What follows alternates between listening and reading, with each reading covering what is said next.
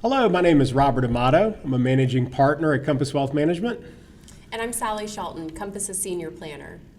Today is January 7th, 2021, and this short video is intended to give you a quick overview of what occurred in the markets and from a planning perspective in 2020, and give you a forward-looking expectation about what to expect in 2021. And to kick us off, Robert's going to give us an overview of the markets in 2020.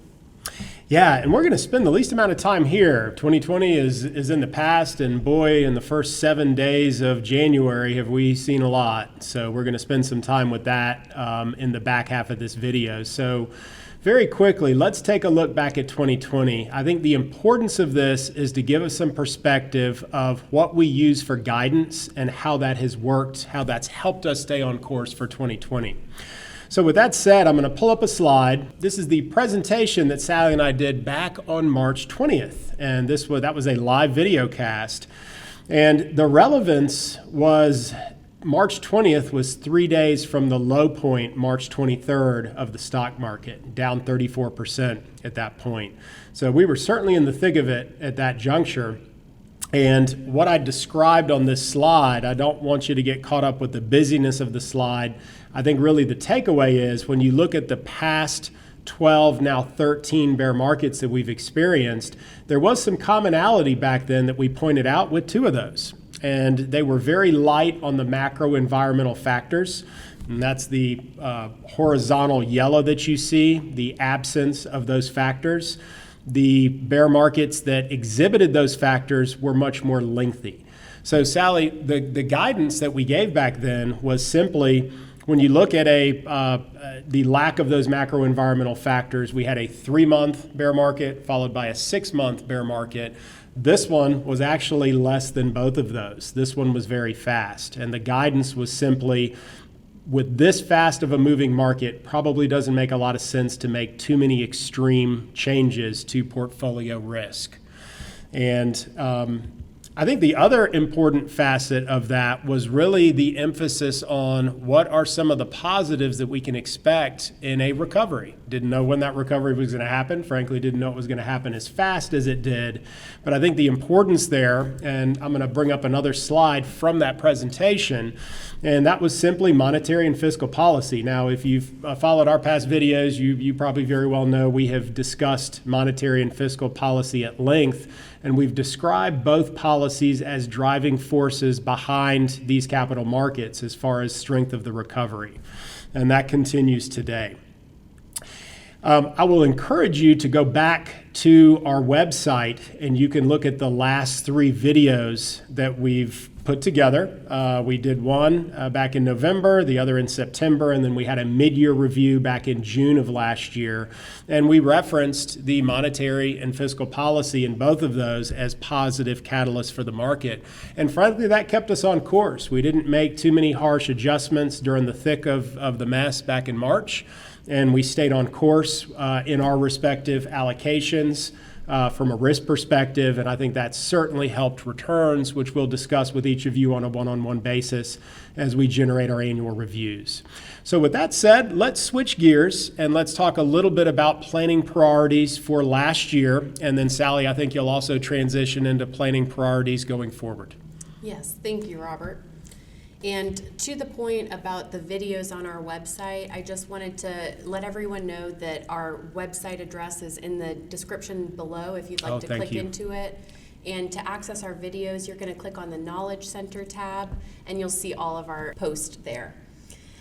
So with that said, I want to take a quick look back at 2020. And in the wake of unprecedented uncertainty, last year really gave us all a reminder about how fragile our lives can be. And with the world facing health risk beyond our direct control, we saw an interesting shift in our clients' desire to revisit their financial plans. Specifically, we saw an increase in estate plan updates and health insurance reviews due to the COVID-19 pandemic. And the most interesting takeaway from my perspective was that a large number of clients truly became engaged in the financial planning process, more so than we've seen in the past. And I found the majority of meeting results tended to be positive, with 99% of our clients feeling reassured that they're on track to meet their long-term financial goals. And with the Biden administration coming into office and a Democratic majority in Congress, there are some areas that we are watching from a legislation standpoint. There's a significant legislation on the docket waiting to be approved, and these changes could affect the financial plans of people across the economic spectrum. And a few of these areas that we're watching right now, we are looking and reviewing the stimulus bill that's in Congress now. We do expect the 2,000 direct payments to individuals to be approved and paid out here shortly after Biden takes office. In addition, for high income earners, Biden's proposed tax plan is proposing to increase the rate for individuals making $400,000 or more from a tax bracket of 37% to 39.6%. Now, right now, this is all speculation, and with the thin Democratic majority in Congress, Robert and I feel that this is unlikely to get passed, at least in the short term. Yeah, and it is historically thin. So you have the tiebreaker now. Of course, you have the vice president, making that tiebreaker. But that's the first time the Senate has had a tiebreaker 50-50 scenario. And I believe we're at 11-seat majority in the House. That's the second thinnest majority we've seen going back to about 100 years. Isn't it amazing? Yeah, it is. Another area that we're watching is Biden's proposal to forgive up to $10,000 per individuals of federal student loan debt. This will impact our education plannings for our current clients that hold federal loans. This might be an opportunity for you to take advantage of if it gets passed. So we'll keep you posted there. And lastly, an area that we're watching is the estate exemption limit. If you recall, back in 2018, the estate exemption limit was increased to around $12 million per individual, or up to $24 million for a married couple. And Biden's tax plan calls for a reduction of this estate exemption limit from the $12 million per individual today to levels we haven't seen since back in 2008 to 2009, when it was about $3.5 million per individual.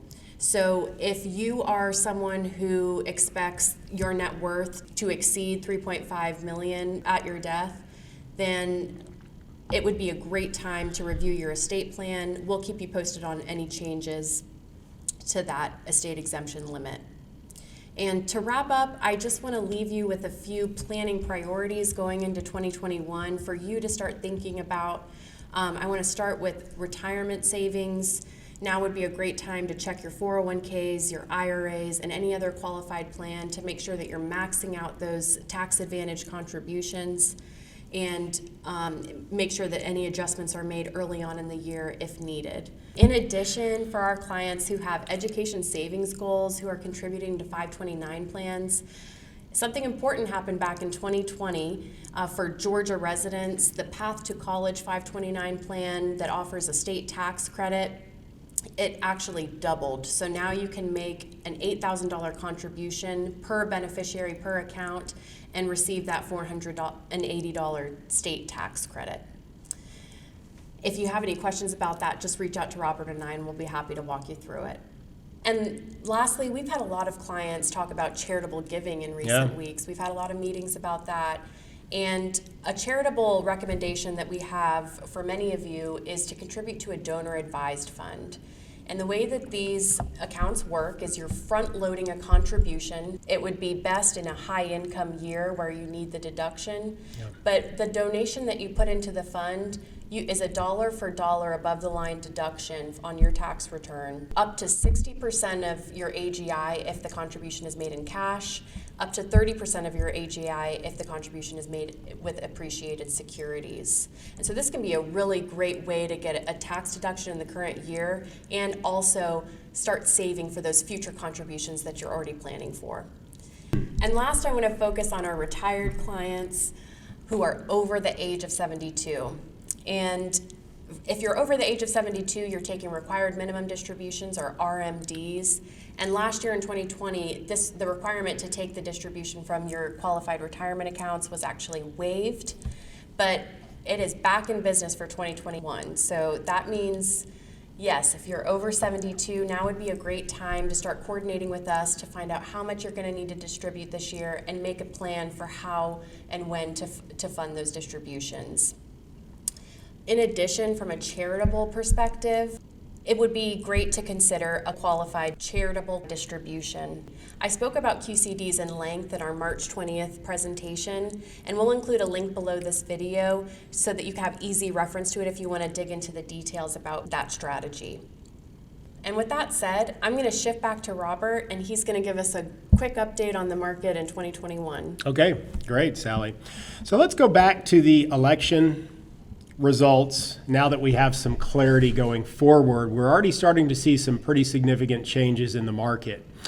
So how does the market interpret that? Well, first off, I think what you have to understand is how does this shift look from an overall economic perspective? So let's look at increased government spending. Right now, as far as the components of GDP, interestingly enough, the government is number 2 at 18%. Us, the consumers, are number 1. And essentially what a lot of this fiscal stimulus is doing is transitioning, some of these government funds, over to consumers with the hope that that will spur economic growth. And, the reality of that is there's fits and starts there. But I think what is on a lot of folks' minds is, how does all this look in the future? Well, we don't know what's going to get passed with a thinner majority, what's not going to get passed. But to answer that question, what that comes down to is more of a longer-term perspective on net interest that the government pays on the debt that they're creating to produce this stimulus. And if you look on the left-hand side of this busy chart, you're going to see net interest expense right now to the tune of about 6%. So interestingly enough, that hasn't gone up drastically even last year because interest rates have dropped off precipitously. So the Federal Reserve has dropped rates, Treasury bonds, so the debt service that the government is paying is lower. Now, on the right-hand side of that chart is the longer-term concern. We are in a deficit with our budget right now, projected to be about 36%. So that's the concern long term. The debt is growing. Rates are low now. What happens eventually as that debt continues to grow, and at what speed does that increase? How fast does that increase? And eventually, when interest rates start to move back up, what does that net interest expense as a percent of the budget look like? The concern there is it could start to box out other very important, areas from, Social Security, Medicare, Medicaid, defense, on down the line. So really the politicians in this just recent environment have had kind of an easy go at, especially with COVID, of being able to justify spending. I think that will get harder over time as this net interest expense becomes a bigger issue in the future. So let's move past that and let's go directly to what has transpired in the stock market over the last day. So we got news around the final election results, and we've had one full day of stock market activity since then. And boy, what a day, and the crazy news cycle that has ensued. So speaking strictly around stocks, the Russell 2000, now that's small cap stocks, had a banner day, up 4%. NASDAQ, which is synonymous with technology stocks. In the last presentation, I discussed the FANG stocks. So that's the big technology stocks that have become extremely popular. They were actually down. So why? That, again, leads back to stimulus. Most of the stimulus is assumed to be for small businesses. Even publicly traded businesses will benefit from this. And I think really from the NASDAQ perspective being down, it speaks to the increased scrutiny that we're probably going to see with these mega cap tech stocks. So an example of that, if we go back to the last presentation in November, I'm going to pull up a slide. And just to refresh your memory, we talked specifically about the risks in the market. We are seeing areas of excess. Those areas of excess can continue for some time. That's the challenge in dealing with that. But as far as prudent risk management is concerned, you always want to be cognizant of that. And more importantly, you want to find areas that we can still get growth and maybe not be in the most popular areas like those FANG stocks that are getting, to extreme valuations and now exhibiting a lot more volatility. So that example was Alger Small Cap Focus, a manager we introduced across the portfolio last year towards the bottom of the market. And we're comparing that to the NASDAQ. And this was a couple months ago, but ironically, we had dead even returns. So the most popular stocks, we were still getting identical performance in the small cap arena. And this Alger fund is a technology forward small cap focused fund. So as you can imagine, yesterday with the NASDAQ negative, Alger in the small cap arena, even though they were technology and growth oriented, they had a positive return yesterday. So I think we're positioned very well there going forward. What I want to shift your attention to now is on the second kind of big picture aspect of equity. And I want to talk about not U.S. equity, I want to talk about international equity. And the reason being is I do think if we look out over the next, say, 5 years, I think we could start to see a meaningful trend change. And to best explain that, let me go back and let's take a look at the outperformance of either the international stock market versus the U.S. stock market and what that history maybe can tell us in the future. So let me focus your attention on the left-hand side of that chart. And just to get your bearings, the purple is going to be the international stock index outperforming. So for example, in the early 70s, for 2.5 years, the international index outperformed the domestic index by about 80%. Now let's shift all the way to the right-hand side and let's look at the other extreme. Well, for the last 13 years, the U.S. stock market has outperformed the international stock market by 179%. That is meaningful. And the takeaway there is the length. We will have some mean reversion at some point. You can see the back and forth, over the last several decades. And interestingly enough, it was the international stock market that had the greatest amount of outperformance, back in the mid 80s. So why that is relevant is really twofold. One, we are going to get some mean reversion. We have to make sure that we have enough international stock to take advantage of that. Secondly, we're also in a situation where international compared to domestic on the developed side is at very reasonable valuations compared to U.S. stocks. What you're seeing now is the forward price to earnings. So this is projections, but still we're one standard deviation cheap on the international stock market compared to domestic. The second part of that, maybe the most important part, is the currency scenario. As spending increases, that tends to have a downward bias on our dollar. And as U.S. investors investing in U.S. dollars, if we don't have any movement whatsoever in an international index and the dollar drops, we get the exact same increase in that international basket of stocks in our portfolio. So if we even get a flat or downward bias in the dollar, that can act as a tailwind for international stocks in your portfolio going forward. So with that said, I wanted to just give you some big picture themes of where you are positioned right now, what we're looking at on the stock market side. I also think it's important to wrap up and talk a little bit about fixed income. Interestingly enough, this could be the more drastic area in the future. And what I mean by that is the difference in what we've seen in the past with returns with fixed income, notably bonds, and what we might be seeing in the future. So let me use one last chart to explain that. And this is a long-term history of the 10-year. So we're using 10-year averages here to kind of capture a longer-term trend of the actual returns of the bond market. That's going to be the bars on this chart. And the yield is going to follow those returns over time. And that's going to be the more squiggly blue line that you see on the chart. So if you go to the late 70s, And you see that was the peak of the market. That was the, teens for mortgages, far cry from where we are today. And you've seen over the decades, you've seen returns and subsequent yields drop decade by decade for bonds. Here we are today, all-time lows in mortgage rates, all-time lows in bond rates. And although that might be good for companies and individuals as far as restructuring debt, when you're on the other side of that and you own those bonds and you're receiving that coupon interest, and not to mention the fact, as I always mention, as rates increase in the future, that tends to have a downward bias on the price of bonds. So hopefully this gives you a good depiction of what we might be facing in the fixed income market: subdued, extremely low returns. There are ways to circumvent that. We do have to be creative. We have to further diversify within that arena.